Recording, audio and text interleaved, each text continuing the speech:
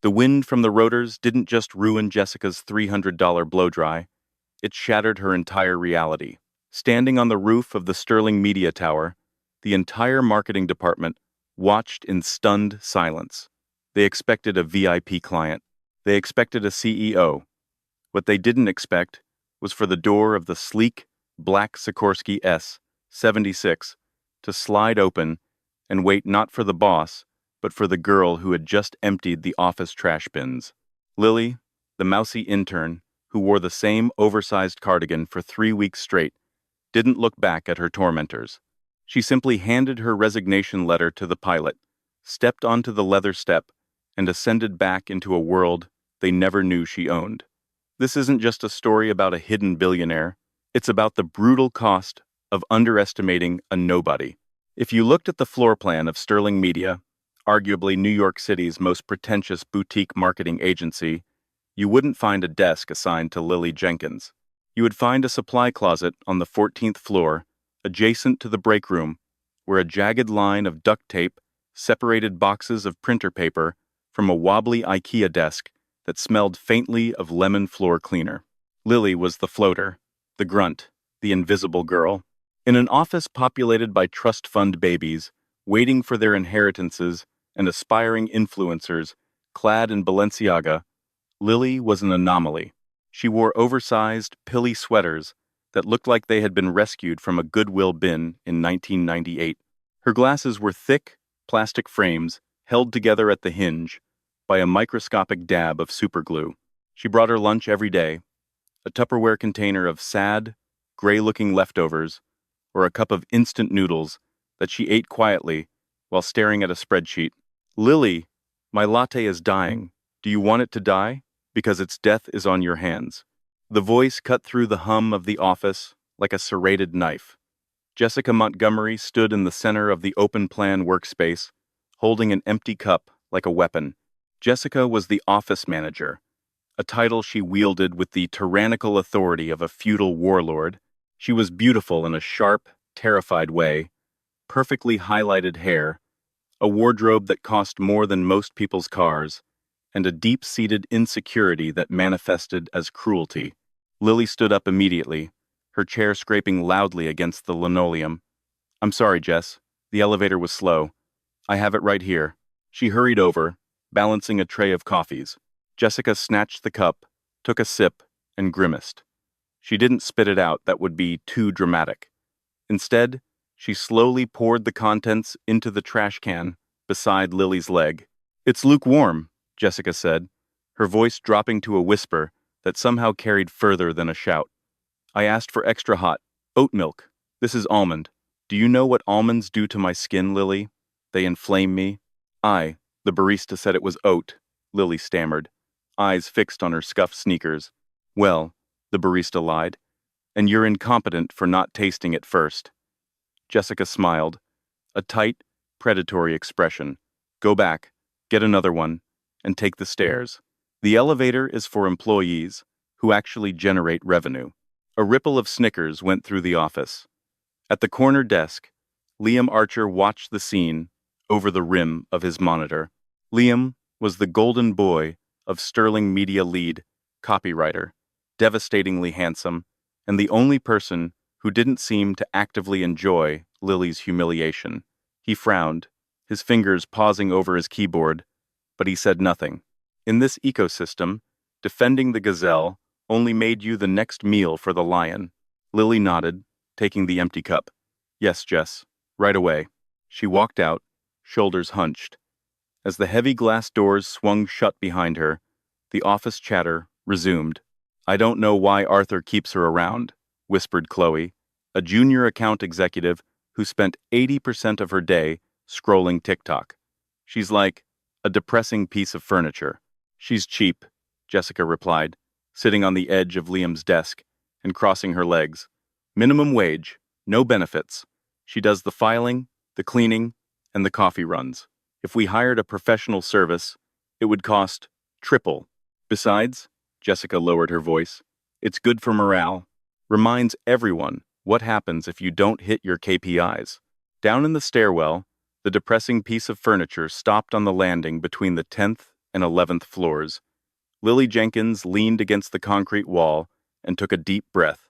She reached into the pocket of her oversized cardigan and pulled out a phone. It wasn't the cracked iPhone 8 she used in the office.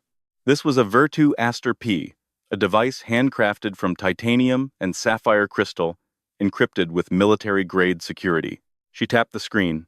A single message waiting. Sender. Mother. The board is getting impatient, Serafina. The acquisition needs to be finalized before the Q3 earnings call. Are you done playing house? Lily, or rather, Serafina, sighed. Her thumb hovered over the screen. She typed back, 2 more weeks. The audit isn't complete. There are leaks in the financial reports I can't trace yet. And the culture is worse than we thought. She slid the phone back into her pocket, adjusted her glasses, and continued down the stairs. The air in the stairwell was stale, but it was better than the suffocating perfume of the office. She wasn't just Lily Jenkins, the office gopher. She was Serafina van der Hoven, heiress to the van der Hoven global conglomerate, a holding company that quietly owned significant stakes in everything from lithium mines in Nevada to shipping lanes in the South China Sea. Her father, the legendary industrialist Willem van der Hoven, had always taught her, if you want to know if a ship is seaworthy, you don't ask the captain. You ask the guy shoveling coal in the engine room. Sterling Media was a target for acquisition. On paper, they were profitable, trendy, and growing. But Serafina's father smelled rot. So, Serafina had created Lily. She had rented a studio apartment in Queens with a leaky ceiling, bought a wardrobe from thrift stores, and applied for the lowest position available. She had spent 3 months being invisible. She had been yelled at, mocked, and treated like a servant. But being invisible had its perks. People say things in front of the help that they would never say in front of a board member. She knew that the creative director was skimming budget from video shoots. She knew that Chloe was leaking client pitches to a rival agency in exchange for concert tickets. And she knew that Jessica Montgomery wasn't just mean, she was dangerous. Lily pushed open the door to the street, the humid New York air hitting her face. She needed to buy an oat milk latte, but more importantly, she needed to figure out why the numbers in the Sterling accounts didn't match the client rosters she saw on Jessica's desk. She walked toward the coffee shop, head down, unaware that high above, from the 14th floor window, Liam Archer was watching her leave. He wasn't looking at her with pity anymore. He was looking at her with suspicion. He had noticed something yesterday. When Lily had tripped over a cable, she had sworn, not in English, not in Spanish. She had let out a sharp, perfect curse in French Creole. Liam had spent 2 years in street barts, working on a novel that never got published. He knew the dialect. It was specific. It was aristocratic. It wasn't something a girl from a trailer park in Ohio, which is what Lily's resume claimed should know. Liam picked up his phone and dialed a number that wasn't saved in his contacts. "It's me," he said quietly. "Run a background check again." Lily Jenkins, deeper this time. "Check international travel records. Something doesn't fit." The tension in the office 3 days later was palpable. Arthur Sterling, the CEO, was pacing the boardroom.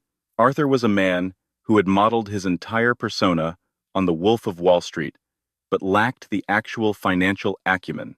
He was sweating through his bespoke suit. "We need the Packard account," Arthur barked, slamming his hand on the mahogany table.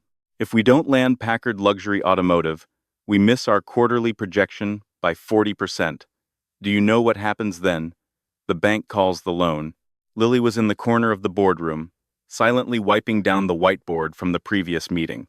Nobody acknowledged her presence. To them, she was just the Roomba with a heartbeat. "Jessica," Arthur spun around.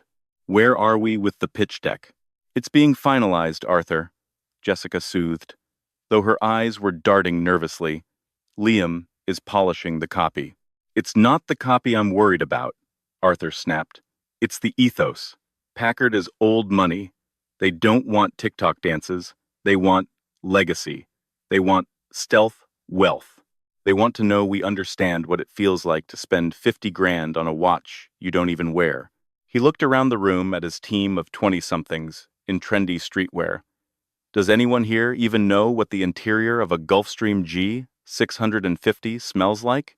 Silence. New car smell? Chloe ventured. Arthur groaned, burying his face in his hands. In the corner, Lily paused. She knew exactly what it smelled like. It smelled of bergamot, cured leather, and the specific ozone crispness of recycled air at 45,000 feet. She bit her lip.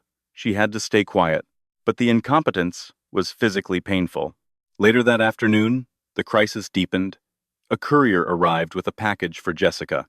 It was a peace offering, from a vendor, a bright orange Hermes Birkin bag. Jessica squealed, the sound piercing the afternoon slump. She paraded the bag through the office, placing it on her desk like a religious artifact. Look at this, she preened, stroking the leather. Togo leather, gold hardware. The wait list for this is 3 years. This is power, people. The office gathered around, oohing and ahing. Lily walked by with a stack of mail. She glanced at the bag. She didn't mean to stop, but the stitching caught her eye. She paused. What are you looking at, Lily? Jessica sneered. Don't stand too close. You look like you have static electricity. You'll ruin the finish. It's a lovely color, Lily said softly. It's orange H, Jessica corrected. The signature color. Not that you'd know. Actually, Lily said, the words slipping out before she could stop them. Hermes uses a beeswax-coated linen thread for their stitching. It creates a very specific slant. It's called piqûre cellier. The stitching on this, it's straight, and the stamp on the hardware, the font kerning on the P, is off by a millimeter. The room went dead silent. Jessica's face turned a violent shade of red. Excuse me? Lily's heart hammered against her ribs. She had slipped. I just read about it in a magazine. In the dentist's waiting room. I'm probably wrong. You are wrong, Jessica hissed. This is authentic. It came from a verified vendor. I'm sure it is. Lily backed away, clutching the mail to her chest. I'm sorry. She scurried back to her supply closet, her pulse racing. That was reckless. She knew the bag was fake because her grandmother, the matriarch of the Van der Hoeven dynasty, had a collection of vintage Birkins insured for $12 million. Lily had learned to spot a counterfeit when she was 6 years old. Back in the main area, the mood had shifted.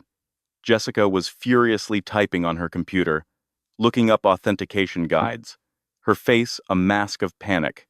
Liam leaned back in his chair, watching the supply closet door. He had heard the whole thing. He knew about piqûre cellier stitching, not because he owned one, but because he was a detail-oriented freak. And Lily was right. He stood up and walked over to the supply closet. He didn't knock. He just leaned in the doorway. Lily jumped, nearly dropping a box of pens. Liam, do you need something copied? Liam looked at her, really looked at her. He took in the frayed sweater, the cheap glasses. Then he looked at her shoes. They were scuffed, generic white sneakers. But he noticed the way she tied her laces. A specific knot, the Ian knot. It was the fastest way to tie a shoelace, often used by professional athletes, or people who grew up in equestrian academies. You know a lot about French luxury goods for someone who lives in a walk-up in Queens, Liam said, his voice low. Lily forced a laugh. It sounded brittle. I watch a lot of YouTube, unboxing videos. It's my escape. Right? YouTube. Liam stepped into the closet, closing the door slightly behind him. The space was tiny. He smelled like expensive cologne and coffee. And the French Creole cursing the other day? Was that YouTube too? Lily went cold. She looked up at him, her eyes behind the thick lenses, suddenly sharp, intelligent, and devoid of the fear she usually projected.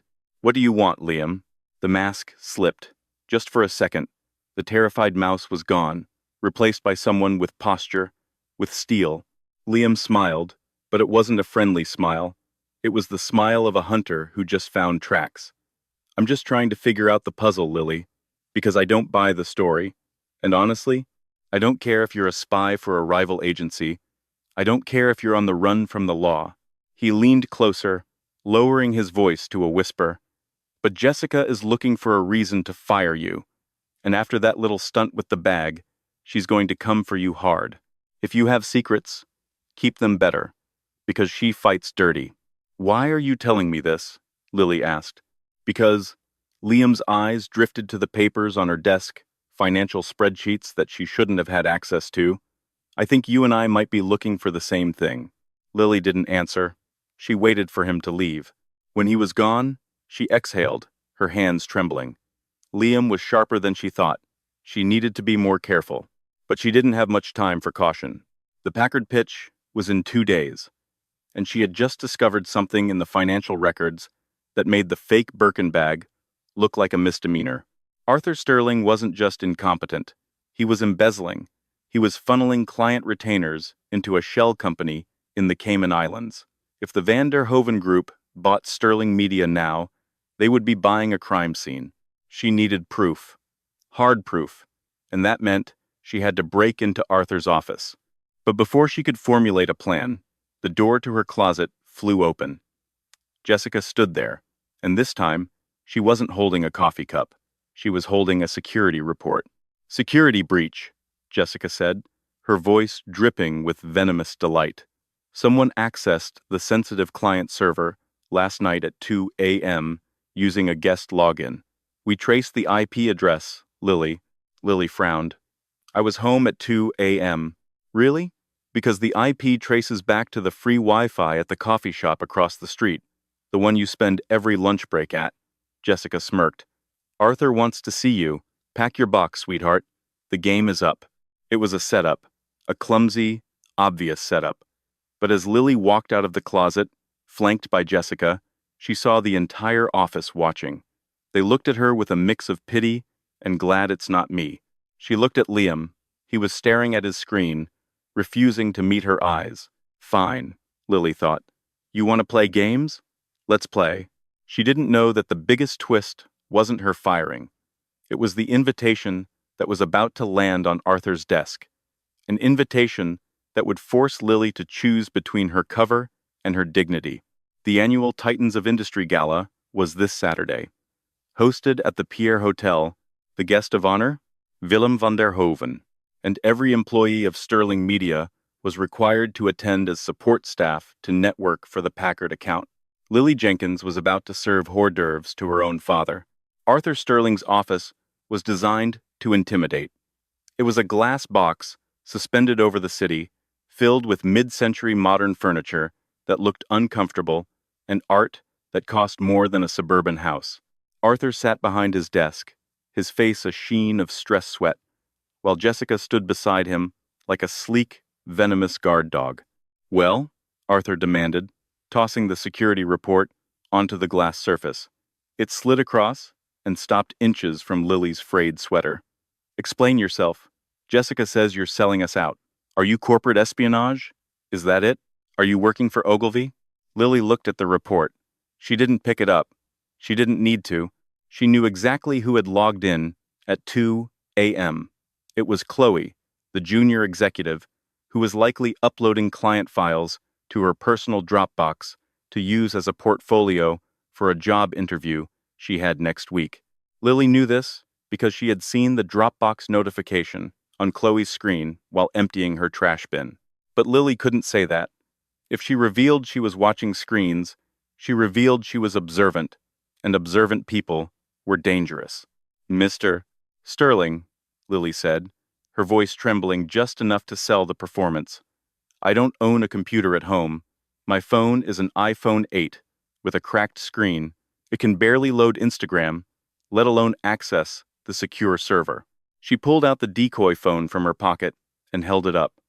The screen was indeed shattered, a spiderweb of glass held together by tape. Arthur looked at the phone with genuine disgust. "God, put that away. It's depressing." "The IP address is from the coffee shop," Jessica interjected, her eyes narrowing. "She sits there every day. So do 300 other people, Jess," Lily countered softly, "including half the staff from the agency downstairs, including the freelance graphic designers, including you when you want to make a private call." Jessica stiffened. "Excuse me? I see you there sometimes," Lily said, looking down at her shoes. "When you're arguing with your boyfriend, you use their Wi-Fi Because the cell reception in here is bad. It was a risky parry. Lily was signaling, I know things about your personal life. Arthur waved his hand dismissively. Enough!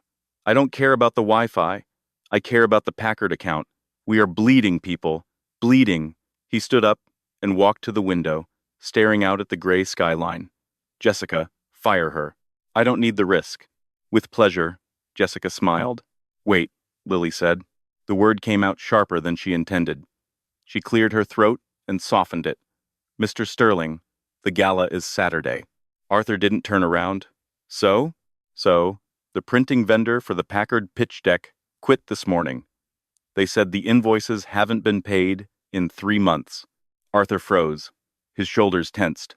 I know how to run the industrial binding machine in the copy room, Lily continued. I know how to collate the 500-page historical addendum Packard requested. And I know that if you hire a temp agency to do it over the weekend, they will charge you emergency rates. Triple time. She let the silence hang in the air. She knew Arthur was liquidity poor. He was leveraging everything to keep up appearances. He couldn't afford triple time. Arthur turned around slowly. He looked at Jessica, then at Lily. She has a point. We need the decks, and we need someone to manage the coat check and the gift bags at the Pierre. The temp agency sent us thieves last time. Arthur, you can't be serious, Jessica gasped. She's a security risk. She's cheap labor, Arthur shouted, his patience snapping. And right now, Jessica, cheap labor is the only kind I can afford until we close this deal. Keep her, but watch her. If she so much as looks at a computer wrong, call the police.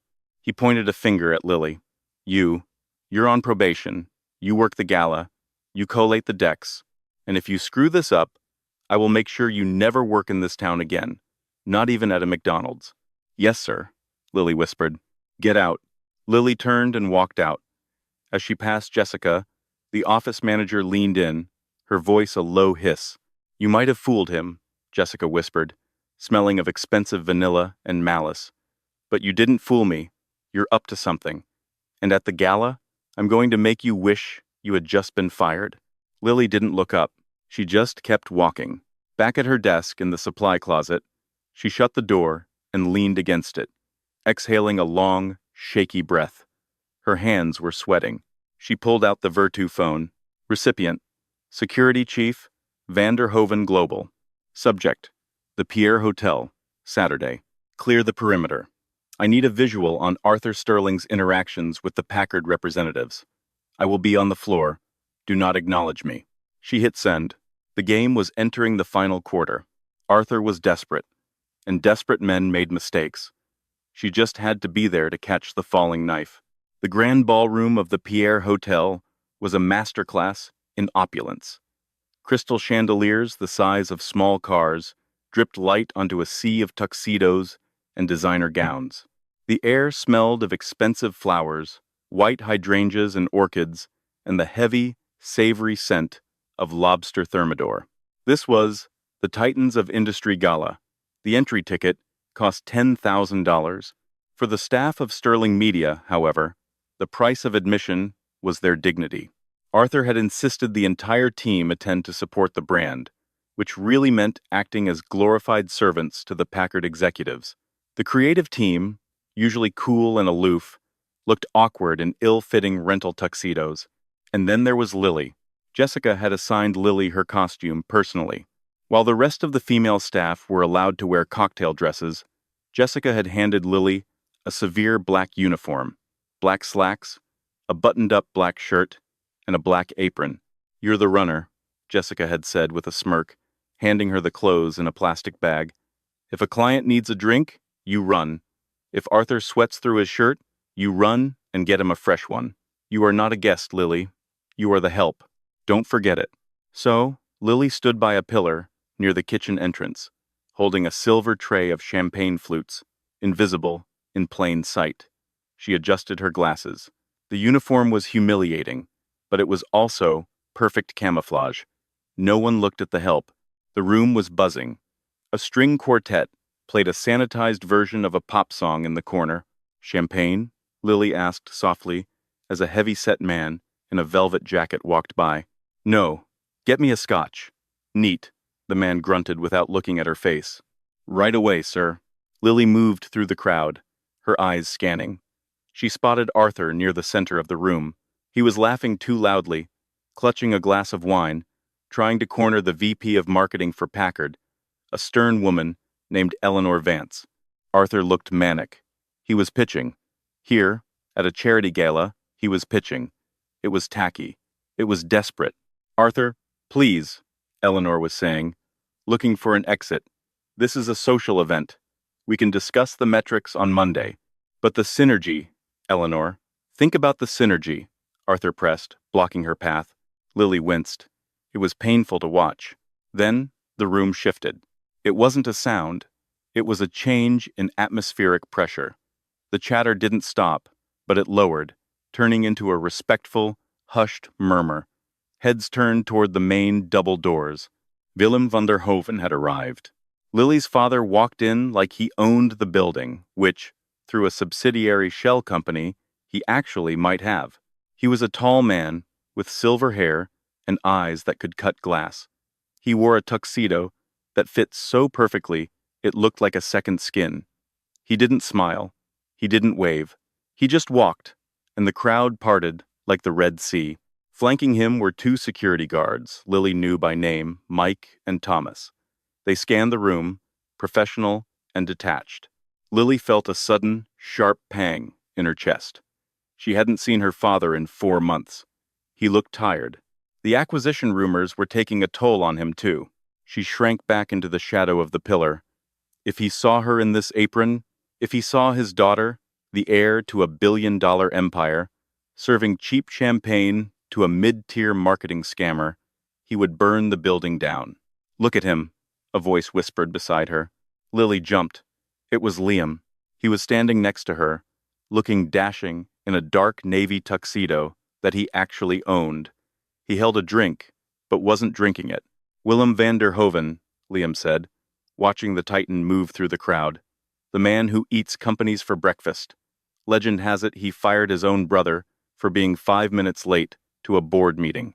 He seems intense," Lily said, gripping her tray tighter. "He's royalty," Liam corrected. "Real power, not like Arthur." Liam nodded toward their boss, who was now practically vibrating with excitement at the sight of Willem. "Watch Arthur. He's going to try to talk to him. It's going to be a car crash." Sure enough, Arthur straightened his tie, slicked back his hair, and began to make a beeline for Willem. This was Arthur's Hail Mary. If he could get a photo with van der Hoven, or even a handshake, it would validate him to the Packard execs. "Mr. van der Hoven?" Arthur called out, his voice cracking slightly. Willem paused. He turned slowly. His gaze landed on Arthur like a spotlight on a bug. "I'm Arthur Sterling, CEO of Sterling Media. We're doing big things in the digital space." "Big things." Arthur extended a hand. Willem looked at the hand. He didn't take it. "Sterling," Willem said. His voice was deep, gravelly. "I've seen your financials. You run a very creative balance sheet." The insult was subtle, but to anyone in finance, it was a decapitation. Arthur's smile faltered. Well, creativity is our business." "Excuse me," Willem said, brushing past him. Arthur stood there, hand still extended, frozen in public humiliation. Lily felt a strange mix of pity and satisfaction. But her attention was snapped away by Jessica, who materialized out of the crowd, grabbing Lily's arm with a grip that bruised. "What are you doing standing around talking to Liam?" Jessica hissed. "Table 4 needs water, now." "I'm going," Lily said, pulling her arm away. "And fix your apron," Jessica sneered. "You look like a slob." "God, I can't wait until Monday, so we can finally get rid of you." Lily turned to head toward the kitchen, but as she did, she collided with a waiter coming out. A tray of hors d'oeuvres, specifically, mini crab cakes with remoulade sauce, went flying. Time seemed to slow down. The tray flipped. The sauce arced through the air and landed directly on the front of Jessica's pale silver silk gown. The gasp from the nearby crowd was audible. Jessica looked down. A massive, greasy orange stain was blooming across her chest. She looked up at Lily, her eyes wide with shock that quickly curdled into pure, unadulterated rage. You, you clumsy little idiot, Jessica shrieked. The sound cut through the ambient noise of the gala. The string quartet stopped playing. It was an accident, Lily stammered, grabbing a napkin. I'm so sorry. Don't touch me. Jessica slapped Lily's hand away. You did that on purpose. You're jealous. You're a pathetic, jealous nobody. Jessica was losing it. The veneer of sophistication was gone. Look at you. You're trash. You belong in the garbage with the rest of the refuse. The room was silent. Everyone was watching. Arthur was watching, horrified. The Packard executives were watching, and Willem Venderhoven was watching. Lily saw her father stop. He turned fully toward the commotion. His eyes locked onto Lily. For a second, his expression shifted from stone-cold indifference to a flash of paternal fury. He took a step forward. Lily's eyes widened. She gave him a microscopic shake of her head. No, not yet. Don't blow my cover. Willem hesitated. He clenched his jaw, the muscles working visibly. He respected the game, but watching his daughter be berated by a woman wearing a dress that cost less than his cufflinks was testing his resolve. Liam stepped in. That's enough, Jessica, Liam said, his voice hard. He moved between Lily and Jessica. It was an accident. Go clean up. You're making a scene. She ruined my dress, Jessica screamed, tears of rage streaking her makeup. You're ruining your reputation, Liam countered coldly. Go to the restroom. Jessica looked around, realizing the entire room was staring at her with distaste. She let out a choked sob of fury and stormed off toward the ladies' room. Liam turned to Lily. He took the napkin from her hand. Are you okay? I'm fine, Lily said, though her voice was shaking. I should go to the kitchen. Lily, Liam said, lowering his voice. Did you see that? See what? Vanderhoven, Liam whispered. When Jessica screamed at you, he looked ready to kill her. He took a step toward you. Lily froze. Liam was too observant. Why would the richest man in the world care if a waitress gets yelled at? Liam asked, his blue eyes searching hers. Unless he knows her. He's just a decent man, Liam, Lily lied, pulling away. Unlike the men in this company, she fled to the kitchen. Her heart was pounding against her ribs like a trapped bird. That was too close. Inside the kitchen, amidst the chaos of chefs plating filet mignon, Lily leaned against the stainless steel counter. She checked her Virtu phone. New message from the ghost forensic accountant. We got him. I tracked the Cayman transfer. Arthur moved $250,000 of the Packard retainer 5 minutes ago. He's doing it from his phone at the party. He's desperate to cover a margin call. Lily looked up. The evidence was secured. The trap was sprung. She didn't need to be Lily the waitress anymore, but she had one more thing to do. She needed to make sure the Packard account didn't sign the final contract tonight. She straightened her apron. She wiped a smudge of crab sauce off her sleeve. Hey, you, the head chef shouted. Table 6 needs wine. Move.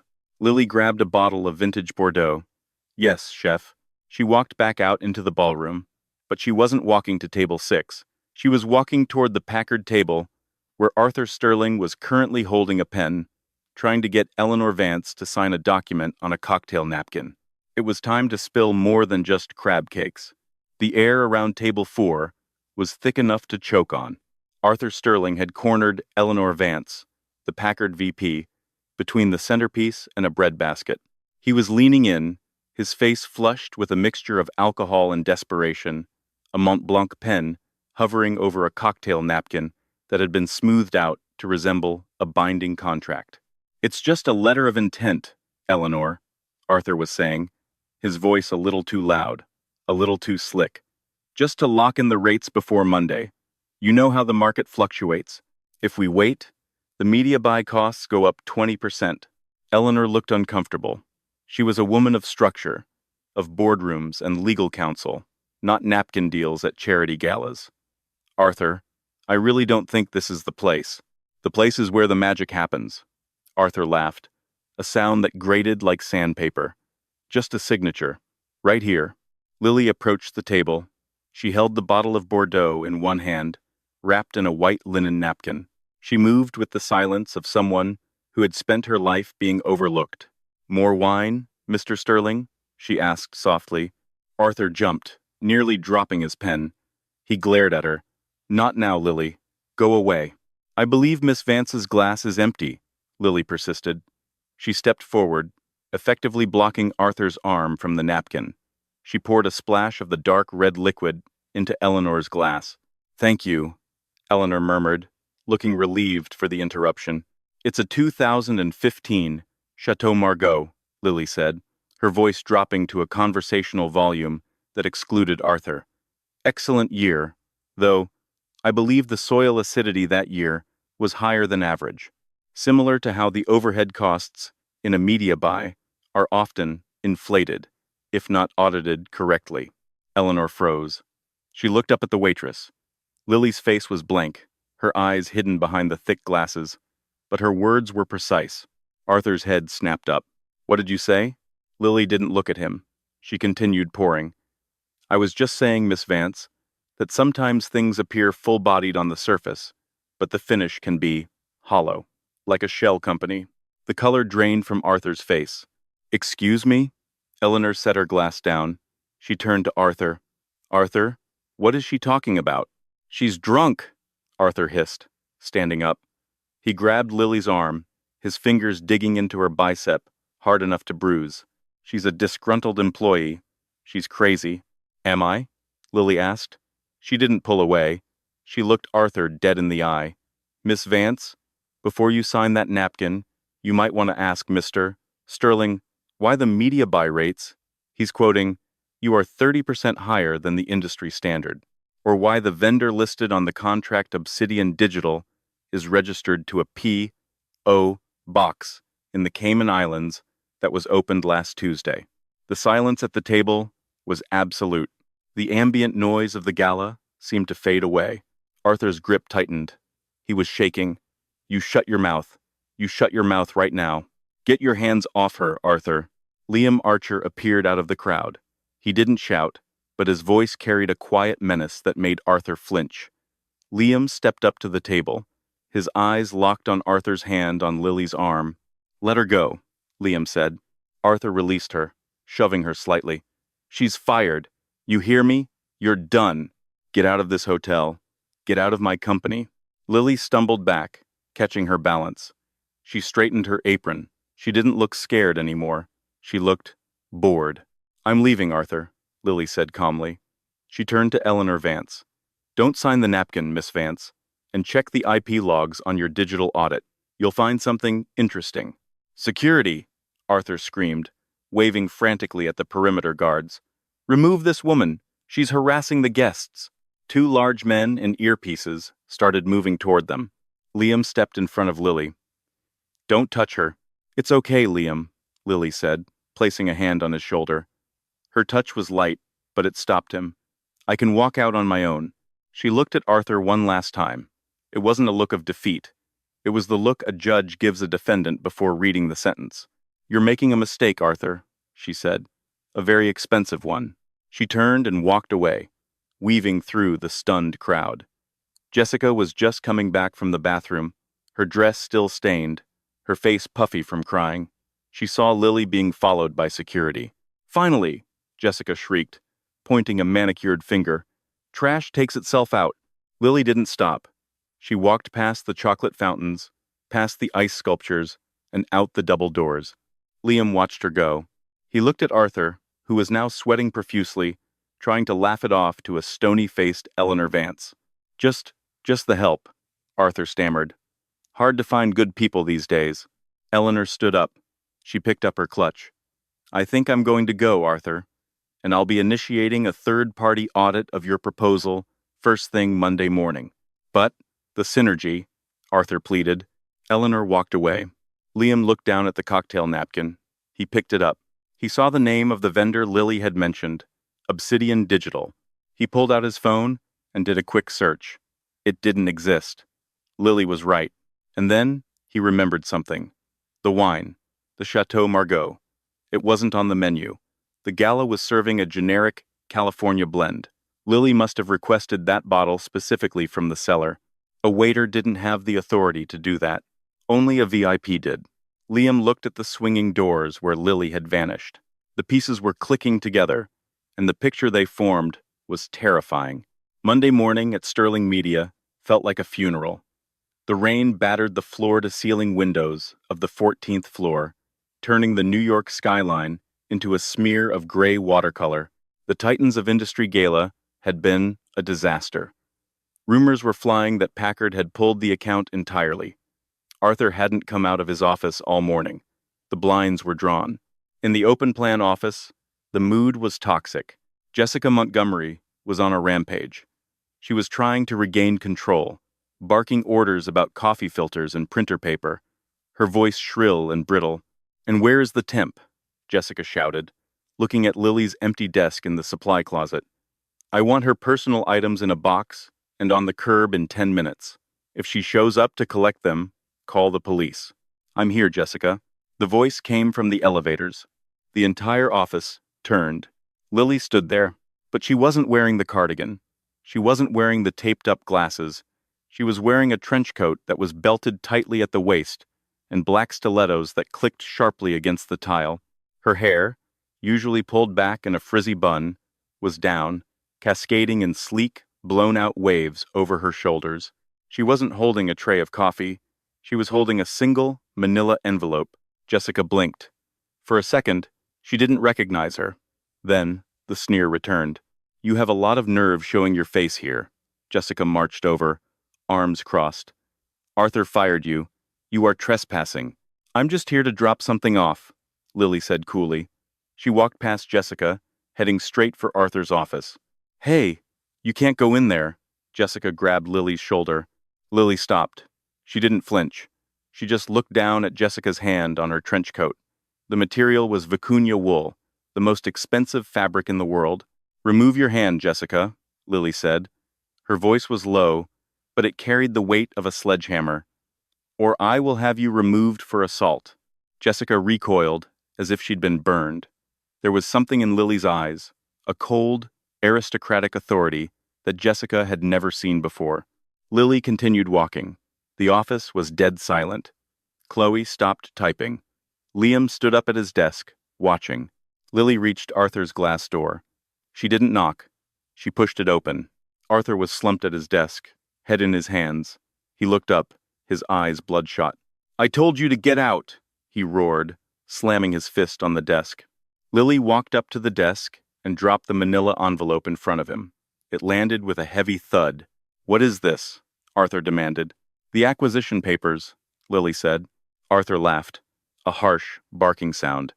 "Acquisition? From who? You? With what money? Your tips from the gala? Open it." Arthur stared at her. Something in her posture made him hesitate. He reached out and tore open the envelope. He pulled out the document. The header was embossed in gold leaf. Van der Hoven, Global Holdings. Arthur's eyes went wide. He scanned the document. His hands started to shake. This is a hostile takeover notice," Arthur whispered. "Buying 51% of Sterling Media, effective immediately." "Actually," Lily corrected, "it's already done. The board approved the sale at 9 a.m. this morning. You were too busy hiding in here to check your email." "But, Van der Hoven," Arthur looked up, confusion warring with fear. "Why would he send his coffee girl to deliver this?" "He didn't send his coffee girl," Lily said. She reached up and took off her glasses, the fake ones, with the window pane lenses. She set them on his desk. "He sent his daughter." Arthur's mouth fell open. You're Serafina van der Hoven," she finished, "and you're sitting in my chair." The silence in the office was broken by a sound, a low, rhythmic thumping that vibrated through the floorboards. It grew louder, a mechanical roaring that shook the glass panes of the windows. Thwup, thwup, thwup, thwup. Shadows flickered across the office. "What the hell is that?" Jessica screamed, looking at the windows. Everyone rushed to the glass. Outside, hovering level with the 14th floor, was a helicopter. But not just any helicopter. It was a sleek, matte black Augusta Westland AW-139. The side door was emblazoned with a gold crest, a lion rampant holding a globe, the Vanderhoven family crest. The helicopter banked, the downdraft, sending ripples across the puddles on the roof of the adjacent building. It maneuvered gracefully toward the building's private helipad, a pad that Arthur had never used because he couldn't afford a chopper. The office staff watched in awe. Is that, is that for us? Chloe whispered. No, Liam said, his voice filled with a dawning realization. He turned to look at Lily. It's for her. Inside the office, Arthur was paralyzed. But the insults, the coffee, the trash. Due diligence, Arthur, Serafina said, leaning over the desk. My father taught me to inspect the foundation before buying the house. And this house? It's infested with termites. She straightened up and buttoned her coat. Pack your things. Security will escort you out. You too, Jessica. She turned and walked out of the office. The main floor was chaos. People were staring at the helicopter, landing outside, then back at the girl who used to clean the microwave. Jessica stood in the middle of the aisle, her face pale. Lily? What's going on? Serafina stopped. She looked at Jessica. It's Serafina. And Jessica, you were right about the Birkin bag. It was fake. But don't worry. With your severance package, you might be able to afford a real wallet. Maybe. She walked past Jessica, who stood frozen, mouth agape. Serafina reached the elevators, but she didn't press the down button. She pressed the button for the roof. Liam stepped forward. Lily, Serafina. She paused and turned to him. The hardness in her eyes softened just a fraction. You knew, she said. Or you suspected. I knew you weren't who you said you were, Liam said. He looked at the helicopter, then back at her. So, what happens now? You fire all of us? I'm keeping the creative team, Serafina said. You're talented, Liam. You just had bad leadership. I'm making you creative director, effective immediately. Liam was stunned. Thank you. Don't thank me yet, she smirked. I expect the Packard pitch on my desk by tomorrow morning. And Liam? Yeah? Use the Ian knot on your dress shoes next time. It saves 3 seconds. The elevator doors opened. She stepped inside. As the doors closed, she saw the stunned faces of the people who had tormented her for months. She rode the elevator up to the roof. The wind was howling, whipping her hair around her face. The Augusta Westland sat on the pad, rotors spinning, a beast of engineering waiting for its master. The side door slid open. A pilot in a flight suit stepped out and bowed his head. Miss Vanderhoven, your father is waiting in the Hamptons. Let's go, James, she said. She climbed onto the leather step. She didn't look back at the office window. She didn't need to. She knew exactly what they were seeing. They were seeing a nobody turn into a titan. As the helicopter lifted off, banking sharply over the Hudson River, Serafina pulled out her Vertu phone. To Father, it's done. Sterling is ours, and I fired the termites. From Father, good girl. Now, come home. We have a company to run. She leaned back in the seat, watching the city shrink beneath her. The drama wasn't over. In fact, with the Vanderhoven Empire now under her command, it was just beginning. As the Augusta Westland AW-139 banked over the East River, climbing to 2,000 feet, Serafina Vanderhoven finally exhaled. The tension of the last 3 months, the slouching, the silence, the biting of her tongue, while lesser minds made catastrophic mistakes, evaporated in the conditioned air of the cabin. She unbuckled her seatbelt and moved to the window. Down below, the Sterling Media Tower was just a needle in a haystack of steel and glass. It looked insignificant, but inside that building, a revolution was happening. Back on the 14th floor, the silence was absolute. The remaining employees were pressed against the glass, watching the black helicopter disappear into the clouds. She was a billionaire, Chloe whispered, her phone slipping from her hand, and I asked her to plunge the toilet. We all did, Liam said, his voice steady. He turned away from the window. He looked at the empty desk where Arthur used to sit. Then he looked at the supply closet where Serafina had worked. The door to the closet was open.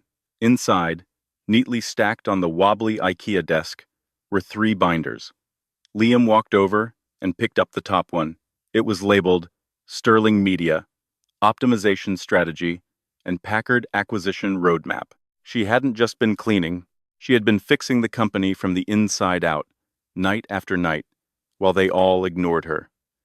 Liam felt a heavy knot of shame in his gut, but it was quickly replaced by determination. She had left him the keys to the kingdom. He wasn't going to waste them. Suddenly, the elevator chimed. 2 burly security guards from the building lobby stepped out, holding a cardboard box. They walked straight to Jessica Montgomery. "Miss Montgomery," the lead guard said, his face impassive, "we've been instructed to escort you from the premises. Your access card has been deactivated." Jessica stood there, clutching her fake Birkin bag, her face a mask of ruined mascara and disbelief. "You can't do this. I am the office manager. I run this place." "Not anymore," Liam said. He stood in the center of the room, holding Serafina's binder. "Arthur is gone, Jessica. The Vanderhoven Group owns the building now, and per the new owner's instructions." Liam checked a sticky note on the front of the binder. "You are redundant overhead." The entire office watched as Jessica, the tyrant who had terrorized them for years, was marched to the elevator. She looked small. She looked ordinary. As the doors slid shut on her screaming face, a collective sigh of relief swept through the room. High above the city, Serafina accepted a glass of sparkling water from the steward. She pulled out her phone and opened the camera roll. She scrolled past the photos of her luxury vacations, past the photos of her horses, and stopped on a blurry selfie she had taken in the supply closet 3 months ago. In the photo, she looked tired, wearing that awful gray cardigan. She hit delete. "Miss Vanderhoven," the pilot's voice crackled over the intercom. "ETA to the Hamptons estate is 20 minutes. Your father asks if you want to stop at the stables first." "No, James," Serafina said, looking out at the horizon where the sun was breaking through the storm clouds. "Take me straight to the boardroom. We have a merger to finalize." She set the phone down. Lily Jenkins was dead. Long live the Queen. The helicopter surged forward, cutting through the sky, carrying the girl who was never really a nobody. She was just waiting for the right moment to remind the world exactly who she was. Wow, talk about a glow-up. From the supply closet to the boardroom in a single helicopter ride. It really goes to show you never truly know who you're talking to. Arthur and Jessica learned the hard way that treating people with kindness isn't just the right thing to do. It's also a good business strategy, because that nobody pouring your coffee might just be the one signing your paycheck tomorrow. I hope you enjoyed this story of revenge, redemption, and secret identities. If you did, please smash that like button. It really helps the channel grow. And if you want to see more stories like this, hit subscribe and ring the bell so you never miss an upload. If you were in Serafina's shoes, would you have promoted Liam, or would you have fired everyone and started fresh? Let me know in the comments below. I read every single one. Thanks for watching, and I'll see you in the next story.